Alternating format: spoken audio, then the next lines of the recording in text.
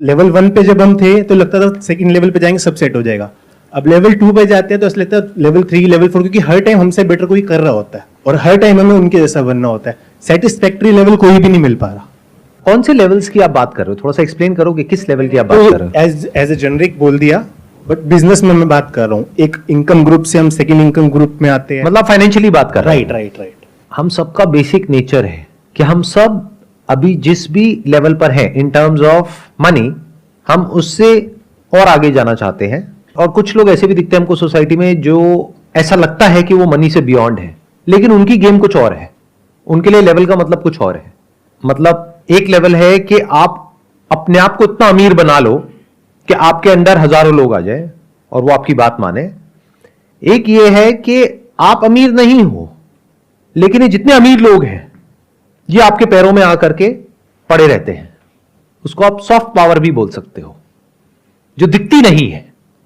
बिना किसी का नाम लिए मैं ये कहूंगा कि इस पावर के जो दीवाने लोग होते हैं वो भी एक रेस में भाग रहे हैं। तो ऐसे लोग रेयरेस्ट ऑफ रेयर कहीं मिलेंगे पूरी दुनिया में, मतलब करोड़ों में कहीं कोई एक आध होगा जो हर लेवल से बाहर निकल चुका है। तो पॉसिबिलिटी उसके होने की बहुत ही कम है, क्योंकि अगर आप एक लेवल को छोड़ोगे दूसरे लेवल पे आप जा करके कोई रायता फैलाने लग जाओगे।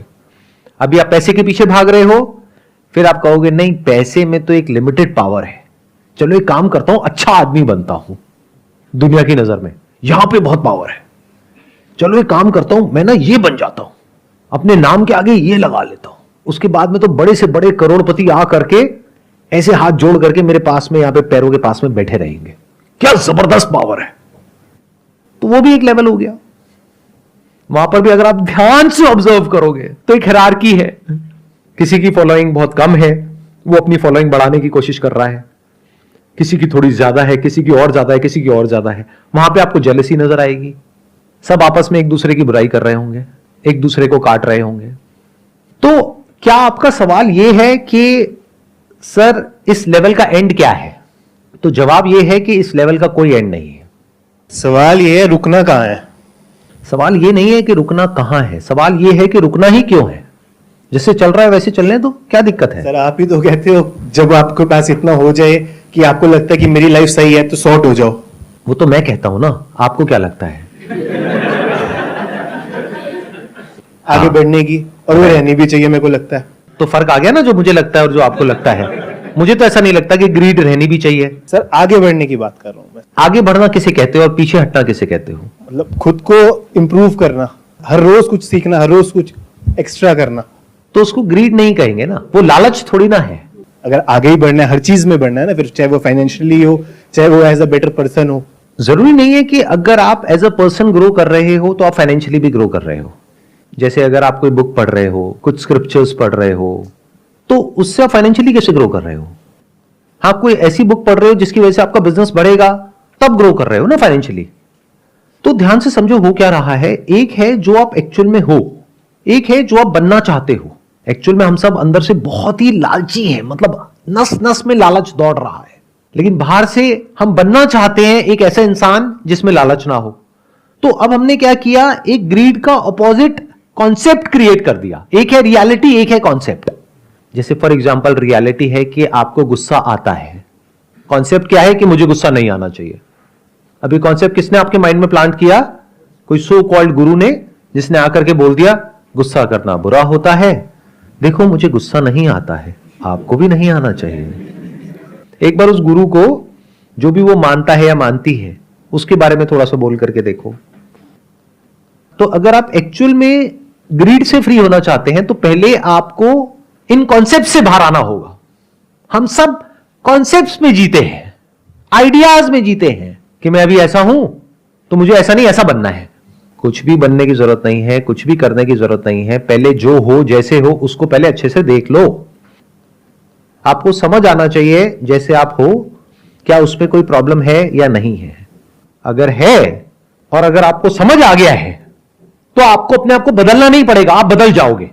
फॉर एग्जाम्पल, आप एक कॉलेज में हो और आपका जो फ्रेंड सर्कल है वहां पे आपके सारे दोस्त सिगरेट पीते हैं। सिगरेट पीना कूल है, जैसे बड़ी गाड़ी खरीदना कूल है, गले में मोटी मोटी सोने की चेन पहनना कूल है, हाथ में बढ़िया महंगी घड़ी पहनना कूल है। अब हुआ क्या कि कॉलेज में या स्कूल में, क्योंकि बाकी सब बच्चे भी सिगरेट पी रहे हैं, तो वो बच्चा जिसने सुना था कहीं घर में कि सिगरेट पीना बुरा होता है, उसने भी सिगरेट पीनी शुरू कर दी। अब आप कहोगे उसको तो पता था कि सिगरेट पीना बुरा होता है, उसने क्यों पी? क्योंकि उसको थियोरेटिकली पता था, एक्चुअली नहीं पता था, या फिर पता भी था तो that was not his own belief, that was imposed on him by his family और बाय समवन एल्स। बट अगर वो जो बच्चा है वो अगर जाए किसी कैंसर हॉस्पिटल में और वहां जा करके लोगों को एक्चुअल में देख ले कि इसकी वजह से क्या होता है, तो there is a strong possibility कि वो छूट जाएगी। ऐसे ही ये जो ग्रीड है, अगर कभी आप इसको बारीकी से ऑब्जर्व कर पाए तो आपको समझ आ जाएगा इसके रिपरकशंस क्या हैं। लगता ऐसा है कि ये हमारी दोस्त है, जबकि ये हमारी सबसे बड़ी दुश्मन है। आपको अगर कोई भी डिसीजन लेना हो, फिर चाहे वो फाइनेंशियल डिसीजन हो, चाहे वो रिलेशनशिप का हो, चाहे वो करियर का हो, चाहे कोई भी हो, चाहे कुछ करने का हो, चाहे कुछ ना करने का हो, आप कैसे ले सकते हो डिसीजन? एक कूल और काम और कंपोज माइंड से या एजिटेटेड माइंड से? तो ये जो ग्रीड है, ये आपको लगता है कि आपको आगे बढ़ा रही है, ये आपको नीचे गिरा रही है। लाइफ में फाइनेंशियली आगे बढ़ने के लिए ग्रीड नहीं चाहिए, राइट अंडरस्टैंडिंग चाहिए। ग्रीड तो आपको फंसा देगी और फंसा ही रही है। जब ये बात गहराई से समझ आ जाती है कि ये पूरा जो स्ट्रक्चर है वो कैसे काम करता है, तो आप इससे फ्री हो जाते हो। अब फ्री होने का मतलब ये नहीं है कि ये आप में से निकल जाता है। आप अगर इसमें जाते भी हो तो बैक ऑफ द माइंड ये कॉन्शियसनेस बनी रहती है कि मैं कुछ गलत कर रहा हूं। इतना होता है। देखो, आपको अपने पैसे को बढ़ाना है, इसमें कुछ गलत तो नहीं है, क्योंकि फ्यूचर में आपके जो बच्चे हैं उनको अच्छी से अच्छी एजुकेशन प्रोवाइड करनी है।